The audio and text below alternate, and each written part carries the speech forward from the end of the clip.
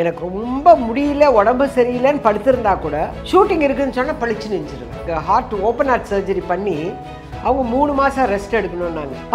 15 நாள் தான் சார். 16வது நாள் நான் ஷூட்டிங் போயிட்டேன். ஓப்பன் ஹார்ட் சர்ஜரி எப்போ நடந்து இப்போ வரல ஓடுறாள் இந்த பொம்பளை. Vivo V50 with stunning design and pro-level portrait photography. Pre-book now. ஆக்சுவலாக நீங்கள் நான் வெஜிடேரியன் சாப்பிட்டுட்டு இருந்தீங்க. ஃபுட் ஃபார் தாட்னு ஒரு புத்தகம் படித்தேன். 75 பக்கம் தான் படித்தேன். அதுக்குள்ளே மாறிட்டேன். அதில் பல காரணங்கள் சொல்லியிருந்தாங்க. நம்ம பிறப்பிலே சைவம். எல்லாத்துக்குமே அந்த உடம்பு கெட்டு போகிறது சினிமாக்காரங்களுக்கு, அரசியல்வாதிகளுக்கும் அதிகமாக ஆஸ்பத்திரியில் ஏன் போகிறாங்கன்னா டைமுக்கு சாப்பிட்றதில்ல, முடியறதில்ல. எம்ஜிஆர் சிவாஜி எல்லாம் உடம்பு கெட்டதுக்கு காரணமே அவங்கெல்லாம் அன்டைமில் சாப்பிட்றது, மேக்ஸிமம் அவுடோர்லாம் போன கஷ்டம். நம்பியார் சாமி தானே அம்மாவையும் கூப்பிட்டு போனார். மாம்பழம் அந்த ஏரியாவிலேருந்து மாம்பழம்ல சார் கட் பண்ணவே மாட்டார். இப்படி கியூஸ் பண்ணி அப்படியே உறிஞ்சி தான் சாப்பிடுவார். உறிஞ்சி தான் சாப்பிடுவோம். ஒரு பழம் ஒருத்தர் தான் சாப்பிடணும்னாரு. அது என்னன்னா அந்த விட்டமின்ஸ் எந்த பாகத்தில் வந்ததுன்னு தெரியாதான். எனக்கு ரொம்ப முடியல, உடம்பு சரியில்லைன்னு படுத்திருந்தா கூட ஷூட்டிங் இருக்குன்னு சொன்னால் பழிச்சு நினைச்சிருவேன். ஹார்ட் ஓப்பன் ஹார்ட் சர்ஜரி பண்ணி அவங்க 3 மாதம் ரெஸ்ட் எடுக்கணும்னாங்க. 15 நாள் தான் சார். 16வது நாள் நான் ஷூட்டிங் போயிட்டேன். ஓப்பன் ஹார்ட் சர்ஜரி எப்போ நடந்து இப்போ வரல ஓடுறாள் இந்த பொம்பளை. Presta Premium Women's Wear.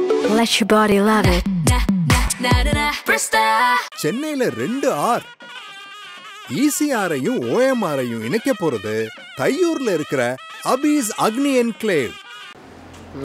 கதாநாயகன் பரிமாற போதும் சார்.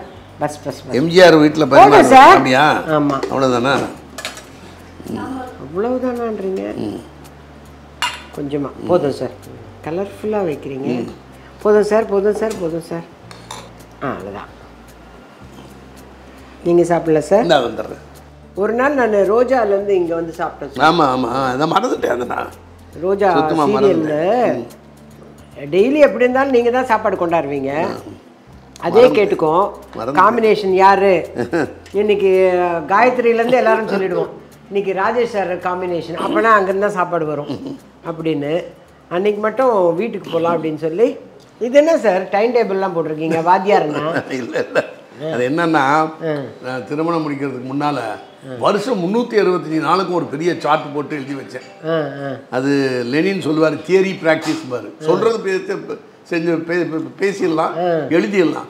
ப்ராக்டிக்கலாக வரும்போது அதை நம்மளால் நடைமுறைப்படுத்த முடியாது. சரி பரவாயில்ல, ஒரு வாரத்துக்கு அதை எழுதி வைப்போம் சொல்லி திங்கள்லேருந்து ஞாயிற்றுக்கிழமை வரைக்கும் காலை மத்தியானம் எப்படி என்னென்னு எல்லாத்தையும் எழுதி வச்சேன்.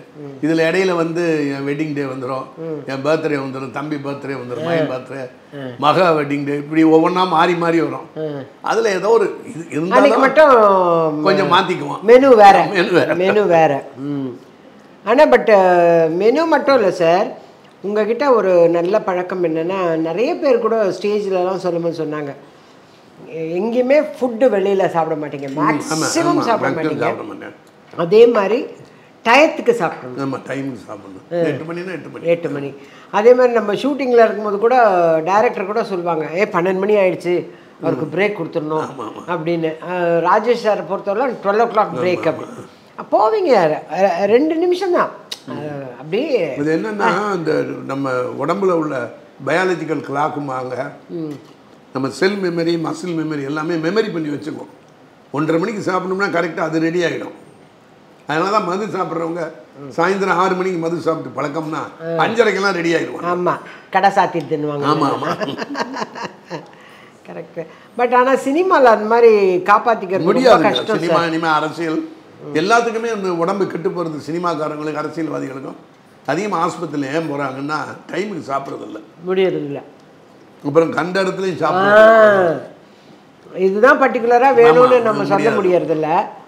என்ன கிடைக்குதோ அந்த நேரத்துக்கு சாப்பிட்டா போதும்னு சாப்பிட்றோம். எம்ஜிஆர் சிவாஜி எல்லாம் உடம்பு கெட்டதுக்கு காரணமே அவங்கெல்லாம் அன்டைமில் சாப்பிட்றது, மேக்ஸிமம் அவுடோர்லாம் போன கஷ்டம். நம்பியார் சாமி தானே அம்மாவையும் கூப்பிட்டு போனார். அந்த மாதிரி எம்ஜிஆர் கூட கூப்பிட்டு போனதில்லை, சிவாஜி அண்ணனும் கூப்பிட்டு போனது. ஓரளவுக்கு சில படங்களில் சிவாஜி அண்ணன் கூப்பிட்டு போயிருக்காரு. ஆமாம், சமைச்சிட்டா கூட சார், சாப்பாடு வந்துட்டா கூட அந்த நேரத்தில் ஒரு எமோஷ்னல் சீன் போயிட்டுருப்பாங்க, அதை பிரேக் பண்ணி சாப்பிட்ணுன்னா முடியறதில்ல. முதல் மரியாதையில் அந்த குழம்பெல்லாம் கமலாமா தான் வச்சாங்க. ஆமாம், அந்த மீன் சாப்பிட்றாங்க அது. அப்புறம் வந்து நல்ல மாம்பழம், அந்த ஏரியாவிலேருந்து மாம்பழம்ல சார் வந்து கட் பண்ணவே மாட்டார், இப்படி கியூஸ் பண்ணி அப்படியே உறிஞ்சி தான் சாப்பிடுவாங்க. உறிஞ்சி தான் சாப்பிடுவோம். ஒரு பழம் வந்து ஒருத்தர் தான் சாப்பிட்ணுன்னு மாதிரி. அது என்னன்னா அந்த விட்டமின்ஸ் வந்து எந்த பாகத்தில் வந்ததுன்னு தெரியாதான். என்ன அப்பா, அதனால நல்லா இருக்கு சார் இட்லி. இட்லி நல்லா இருக்கு. இந்த சட்னி நல்லா இருந்தது. அப்புறம் பைத்தம்பருப்பு சாம்பார்னு நினைக்கிறேன், நல்லா இருக்கு. என்னைக்கு சார் நல்லா இல்லாமல் இருந்தது? அப்புறம் அது ஏதோ ஒரு அரிசி சாப்பிடுவீங்களா சார் நீங்கள்? குட்டி குட்டி குட்டி அரிசி பல பேர் வீட்டில் போய் சாப்பிட்டதில்ல, அதுலேருந்து அப்படியே ஒவ்வொன்றா சிந்தசைஸ் பண்ணிக்குவேன் உள்ள. அதை அப்படியே எடுத்து ஒய்ஃப்கிட்ட சொல்லி ஒய்ஃப் செஞ்சு, அதுக்கப்புறம் ராசாதி செஞ்சு. இப்போ இந்த அம்மா புதுசாக வந்திருக்காங்க, மனோமணின்னு பேர். நம்ம அங்கே மனோமணி தான். மனோன்மணி என் தங்கச்சி பேர். தங்கச்சி பேர் சொல்லணும், எங்கள் அண்ணனுக்கு போய் ஃபோன் பண்ணி சொல்லுவேன். இங்கே நான் இன்டர்வியூக்கு வரேன்னும் போதே என் மக சொன்னான், நேற்றே நீ வந்து ஏதோ சொல்லின்னு இருந்தேன், நான் எல்லாமே சாப்பிடுவேன்னு. அப்போனா நைட்டு டின்னருக்கு வரமாட்டேன் அப்படித்தானே? நம்ம ராஜேஷ் சார் வீட்டுக்கு போயிட்டு சாப்பிடாம வருவேன் நான். சாதாரணமாக ஷூட்டிங்லேயே நான் சாப்பிடுவேன் சார். ஆக்சுவலாக நீங்கள் நான் வெஜிடேரியன் சாப்பிட்டுட்டு இருந்தீங்க. 38, அதாவது 87 வரைக்கும் சாப்பிட்டேன். சத்யா படம், அந்த படம் ஷூட்டிங்கில் கமல் சார் தான் மீன்லாம் ஒன்று வச்சார், ஃப்ரைட் ஃபிஷ் எல்லாம். அதுக்கு முதல் நாள் நான் ஃபுட் ஃபார் தாட்னு ஒரு புத்தகம் படித்தேன். 75 பக்கம் தான் படித்தேன். அதுக்குள்ளே மாறிட்டேன். சரிம்மா நம்ம மாற்றிக்குவோம் அப்படின்னு சொல்லிட்டு அதில் பல காரணங்கள் சொல்லியிருந்தாங்க. நம்ம பிறப்பிலே சைவம்னு, பிறப்பிலே நம்ம சைவம்னு சொல்லியிருந்தாங்க. அப்புறம் எப்படி பார்த்தேன், சரி விட்டுருவோம்னு. கமல் சாருக்கு எனக்கும் போட்டி, அவர் இங்கே விட முடியாதுன்னாரு. நான் விட்டுருவேன்னு சொல்லி ஒரு 6 வருஷம் ரொம்ப ஸ்ட்ரிக்டாக இருந்தேன். அதுலேருந்து ஒரு 93, 94 வரைக்கும். அப்புறம் எங்கேயாவது போனால் நம்மளை ஒரு வியாதிக்காரன் மாதிரி பார்க்க ஆரம்பிச்சிடுறாங்க. சாருக்கு ஏதாவது சைவம் அதை அந்த கொடுங்க அப்படின்னு. அதனால நான் வந்து ஒன்லி மீன் மட்டும் எங்கேயாவது, விரால் மீன் அந்த மாதிரி எப்பயாவது. அது என்னப்போ ஒரு 4 மாதத்துக்கு ஒரு தடவை கிடைக்கும். ஊருக்கு போகும்போது பெரியவங்க வீட்டில், பெரிய விஐபி வீட்டுக்கெல்லாம் போகிறோம், அங்கே போய் நம்ம சூஸியாக இருக்க முடியாதுல்ல. அந்த நேரங்களில் கொஞ்சம் கொஞ்சம் அப்படி சாப்பிட்டுக்குவேன். பட் அது எனக்கு போயிடுச்சு, அந்த அந்த செல் பாடியே அது ஏற்றுக்கல. மட்டனும் ப்ரிப்பேர் ஆயிடுச்சு. ஆமாம், ப்ரிப்பேர் ஆயிடுச்சு. மட்டனும் சிக்கனும் சுத்தமாக சாப்பிட்றதில்ல. இது ஃபிஷ்ஷு மட்டும், அதுலேயும் வெராமி. ஏன்னா நாங்கள் ஃபஸ்ட்டு உங்கள் வீட்டுக்கு வந்தோம் சார். ஆமாம் ஆமாம், நான் எங்கள் அம்மா எல்லாரும் வரும்போது நீங்கள் அந்த ஹவுசிங் போர்டு வீட்டில், அந்த வீட்டில் இருந்தோம். ஒரு ரூமில் வந்து அண்ணன் தம்பி, உங்கள் சிஸ்டர் தவிர உங்கள் எல்லாருக்கும் ஒரே ரூமில். அடுத்த ரூமில் அம்மா அப்பா உங்கள் தங்கச்சி இருப்பாங்க. அப்போ உங்கள் வீட்டில் வந்து நாங்கள் பிரியாணி தான் சாப்பிட்டோம். பிரியாணி போட்டேன், பிரியாணி சாப்பிட்டோம். அதுக்கப்புறம் நம்ம அந்த கன்னிப்பருவத்தில் ஃபங்க்ஷனுக்கெல்லாம் போகும்போதெல்லாம் அங்கங்கே ஹோட்டலில் நல்லா தான் சாப்பிட்டோம். நல்லா சாப்பிட்டேன் 38 வயசு வரைக்கும். 87. உங்கள் வீட்டிலேருந்து வர்ற சாப்பாட்டுலேயே எங்களுக்கெல்லாம் வந்து நீங்கள் வந்து மட்டன் குழம்பு இதெல்லாம் வைப்பீங்க, ஆனால் நீங்கள் சாப்பிட மாட்டீங்க. நீங்கள் வெறும் கீரை. அதுக்கப்புறம் வந்து சொல்லி கொண்டு வருவேன், இவங்களுக்கு வேணும் செஞ்சு கொடு அப்படின்னு. அதில் உப்பு கண்ட குழம்பெல்லாம் கொண்டு வருவேன். ஆமாம், உப்பு கண்ட குழம்பு. நம்ம காரைக்குடிக்கு போயிருக்கோம், ஒரு வீட்டுக்கு போய் அங்கே உப்பு கண்டம்லாம் வாங்கினீங்க. அதெல்லாம் வாங்குறதோட சரி, ஆனால் நீங்கள் மட்டும் நல்லா இருந்துச்சு, சாப்பிடுங்க. உப்பு கண்டம் வாங்கினோம். அப்புறம் எனக்கு முறுக்கு, சீடை ஸ்பெஷலாக போடுறாங்க அந்த வீட்டில். அது தனியாகவே எனக்குன்னு தனியாக வாங்கி கொடுத்துட்டீங்க நீங்கள் வீட்டுக்கு. அப்புறம் ஃப்ரெண்ட்ஸுக்கு, சென்னைக்கு ஃப்ரெண்ட்ஸுக்கு புடவை வாங்கணும். புடவை கிரீன் கலர், பாருங்க கிரீன் கலர் தான். அதான் போல இருக்கு 2 பேரும் இன்னைக்கு கிரீனு. எப்பவுமே வரும் சார். அது என் பர்த்டேக்கு நானே மறந்துட்டேன் கூட, காலையில் ஃபஸ்ட்டு ஃபோன் உங்ககிட்ட இருந்து வரும்.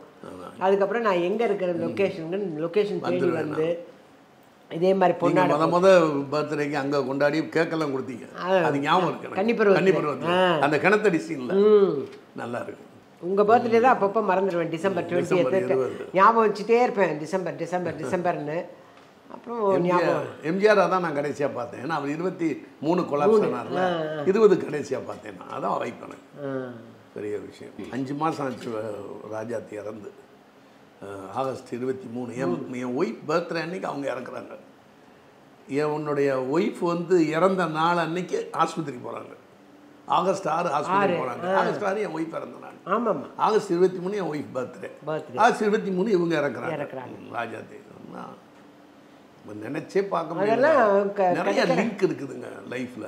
அதே மாதிரி நம்ம நடிக்கிற சீன்ஸ் எல்லாம் கூட எதுலயோ ஒரு விஷயத்துல நமக்கு லைஃப்ல ரிலேட் ஆகும். நம்ம ரொம்ப ஓப்பனா பேச முடியாது வெளியே, யாரும் நம்ப மாட்டாங்க. அப்புறம் இட்டு கட்டி பேசணும்னு நினைக்கிறாங்க. அப்புறம் நம்மளா லிங்க் பண்ணிக்கிறோம்பாங்க. அது அல்ல அல்ல அது அல்ல அது அல்ல. நிறைய அப்படி நிறைய சீன்ஸ் அந்த மாதிரி ஆகும். பராசக்தி படம் மாதிரியே சிவாஜி லைஃப் அமைஞ்சது. அண்ணன் தம்பி 3 பேர், தங்கச்சி 1. ஆச்சரியமா இல்லை? ஆச்சரியமா ஆச்சரியம். அந்த மாதிரி நிறைய சீன்ஸ் கூட நம்ம அன்னைக்கு வீட்டில் பேசியிருப்போம். ஆமா, அது வரும். அதே மாதிரி சீன் அங்க நம்ம நடிப்போம். அங்க வரும். அந்த மாதிரி ரிலேட் ஆகும். ரொம்ப சந்தோஷம் சார். மகிழ்ச்சி. அதாவது நீங்க சொல்ற மாதிரி செல்ஸ் எல்லாம் வந்து எல்லாத்தையும் புதுப்பிச்ச மாதிரி இருக்கு. புதுப்பிச்ச மாதிரி இருக்கு. இவ்வளோ விஷயங்கள் நம்ம வாழ்க்கையில் நடந்துதா அப்படின்னு நம்ம இல்லைன்னா சாதாரணமாக இருக்கும்போது எதுக்கு சார் நம்ம நினைக்க போகிறோம்? இல்லை, நம்ம நினைக்கவே மாட்டோம். அந்தந்த டேட் வந்தால் ஐயோ இன்னைக்கு பர்த்டே அவருக்கு அப்படின்னு யோசிப்போம். அதர்வைஸ் தோ வரேன் நீட்டே இருப்போமே தவிர, நீங்களோ கன்னிப்பருவம் நீங்கள் வீட்டுக்கு வரீங்க, நம்ம நல்லா சாப்பிட்றோம், கன்னிப்பருவத்தில் படம் போட்டு பார்க்குறோம். நீ எத்தனை வருஷமா சொல்லிட்டு டைம் கிடைக்காதுங்க உங்களுக்கெல்லாம். டைம் கிடைக்காது. எனக்கு ஃபர்ஸ்ட் ப்ரிஃபரன்ஸ் தொழில் சார். வேலை கரெக்டாக இருக்கீங்க. அந்த வேலை வந்து எனக்கு ரொம்ப முடியல, உடம்பு சரியில்லைன்னு படுத்திருந்தா கூட ஷூட்டிங் இருக்குதுன்னு சொன்னால் பழிச்சு நெஞ்சிருவேன். ஓகேங்களா? எனக்கு வந்து எனக்கு ஓப்பன் ஹார்ட் சர்ஜரி பண்ணி அவங்க 3 மாதம் ரெஸ்ட் எடுக்கணும்னாங்க. நான் அப்போவே டாக்டர்கிட்ட சொன்னேன், உங்கள் ஃபீஸே கொடுக்க முடியாது என்னால். 3 மாதம் ரெஸ்ட் எடுத்தேன்னா உங்கள் ஃபீஸே வராது, பரவாயில்லன்னா இப்போ சொல்லுங்கள் அப்படின்னு. 15 நாள் தான் சார். 10 நாள் ஹாஸ்பிட்டல், 5 நாள் வீட்டில் ரெஸ்ட்டு, 16ஆவது நாள் நான் ஷூட்டிங் போயிட்டேன். அந்த பெல்ட்டை போட்டுக்கிட்டு போய் உட்காந்துக்கிறது, ஸ்டார்ட் அப் அந்த பெல்ட் எடுத்துடுவேன், போய் நடிப்பேன். எல்லோரும் நினச்சிட்டாங்க என்ன அம்மா பெல்ட்டு போட்டு நடிக்கிறாங்க. பெல்ட் அப்போ மௌலி சாருக்கு மட்டும் தெரிஞ்சுது ஆன்ஜியோ பண்ணியிருக்காங்களான்னு. அதோட நிறுத்திக்கிட்டேன். ஆமான்ட்டு அதோட விட்டேன். ஆன்ஜியோடவே நிற்கிட்டோம். எதுக்கு ஓப்பன் ஹார்ட் வரலாம் போனோம்? தேவையில்லை. இல்லை, ஏன்னா வேலை கொடுக்க மாட்டாங்க சார். ஐயோ ஓப்பன் சொல்லி இதை சொல்றீங்க. இப்போ தெரியும்ல, ஓப்பன் ஹார்ட் சர்ஜரி எப்போ நடந்து இப்போ வரல ஓடுறாள் இந்த பொம்பளை. 5 மணி நேரம் ஸ்டேஜில் நிற்கிறாள். 1 இயர் ஆச்சுனாலே போதும். 5 மணி நேரம் ஸ்டேஜில் நிற்கிறேன் சார், நின்று பேசுகிறேன், பெரிய விஷயம், ஏறுறேன் இறங்குறேன். அப்போ நான் கரெக்டாக இருக்கிறேன்னு தானே அர்த்தம். உங்கள் வேலையை நான் எதுவும் கெடுக்கல. வெயிலே நிற்கக்கூடாதுனாங்க, வெயில தான் நின்று நடித்தேன். என் மைண்டில் அது மட்டும்தான் சார் தொழில். அதுக்கு அடுத்து வந்தால் என் ஃபேமிலி. சிவாஜி அந்த மாதிரி ஆயிட்டீங்க. தொழில் என் ஃபேமிலி, அதை தாண்டி தான் சார் மற்றதெல்லாம் எனக்கு. Vivo V50 with stunning design and pro-level portrait photography. Pre-book now. Presta Premium Women's Wear. Let your body love it. சென்னையில 2 ஆர் ECRஐயும் OMRஐயும் இணைக்க போறது தையூர்ல இருக்கிற அபீஸ் அக்னி என்க்ளேவ்.